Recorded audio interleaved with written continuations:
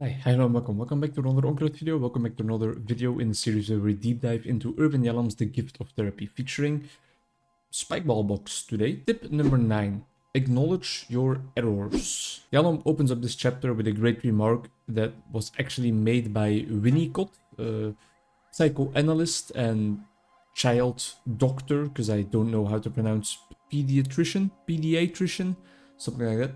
A great remark he made about errors and recognizing them, because he told us that bad mothers and good mothers, that distinction is not focused on how many mistakes they have made, it's what they do with their mistakes. And that really sets the tone. It sets the tone for this tip, which is all about recognizing when you're wrong and being able to admit it. He goes on to discuss two clients. One is a client he got from another therapist, and when asked why that client left the other therapist, she told Yalom that it was because the other client didn't admit to making a mistake, didn't admit to feeling ashamed because the tissues were out during a session. The therapist had to run around, he had to eventually get toilet paper, and next session the client was like, oh man, that must have been shameful for you probably, and the therapist was like, no, it doesn't matter. And the client was like, really? Because that's quite an awkward situation, no? And the therapist was like, no, really, it doesn't do me anything, it doesn't do anything to me at all.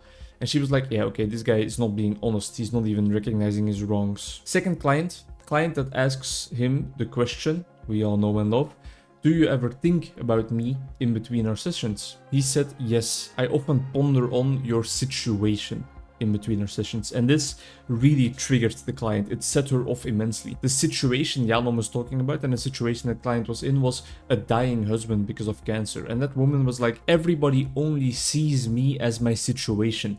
I'm still my own individual, but nobody seems to notice this anymore. Next session, after pondering on it for a while, after worrying about it for a while in between the sessions, Yalom came back on his remark and told her, that was a mistake by me. Can you help me see my blind spot, and can we move on from this together?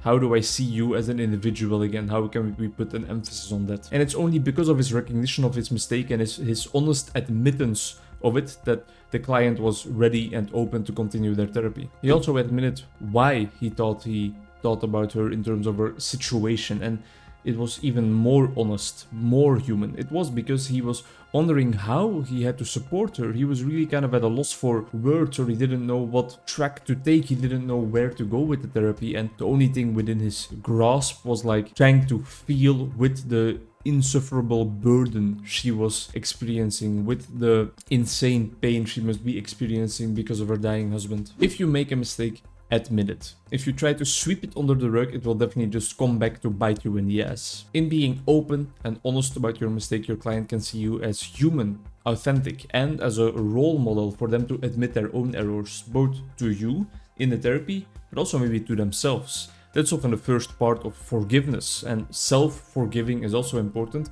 You have to admit your mistakes first. You have to be able to sit with them and not run away from them or not try to sweep them under the rug. My own thoughts? This tip really immediately reminded me of how uncertain or insecure mistakes can still make me during my therapeutic sessions. It brought up the example that I experienced a couple of months ago where a client of mine was talking about his skiing trip. And I knew that we talked about the skiing trip before. I remarked to him, yeah, right, you told me that you were doing shots with your ski instructor, something like that. And I got a very, very confused look back, like really deer in the headlights, just no idea what I was talking about. And he was like, did I tell you about that? Did that happen? I don't remember that.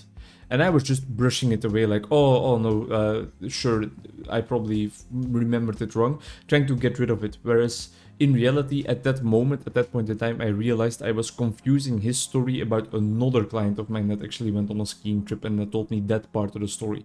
But I was too afraid to admit my error. I was too afraid to admit my mix-up. Because when I moved into his chair, mentally, when I tried to be empathic towards his position, I was so afraid of then feeling not listened to, feeling confused, feeling like I'm just another number, feeling like I'm just another file. If you can't keep my story straight, then why am I even talking here? Are you even actually paying attention to me, you know? Whereas if I probably just told him honestly and openly, oh, I was confusing your story with another client that went on skiing trip, my bad, tell me about yours some more, what happened there, what made you feel great or not great there, that would have probably alleviated the stress and alleviated the confusion, just made it disappear. and the rest of our session could be going way better, but something inside me still stops me from doing that. It's that perfectionistic little chap that I used to be, and I still am in some sense. I think that's kind of putting a burden between admitting to my mistakes. Although I do realize that Yalom's conceptualization in this tip of the importance of admitting them is so valid and so useful. So I'm definitely going to try to change up the way that I look at mistakes a bit more often. If my mistakes are on a practical side, like for example, I mix up the date in my agenda, or I forget the documentation they need for the mutuality in order to get reimbursed for the sessions, I'll admit it like, oh, sorry, that's my clumsiness, that's my forgetfulness. I'll try to put it in order for the next time. I'm more admitted about that than mistakes directly towards the client about the contents or about our relationship. The previous tip was so engraved in my way of being as a therapist already, but this tip definitely, I'm still in the process. It still needs some work. I need to learn that that part of authenticity and of realness is also valuable in the therapeutic relationship. But I'm working on it for sure. Thank you very much for watching. Hope to see you in the next one. Bye bye.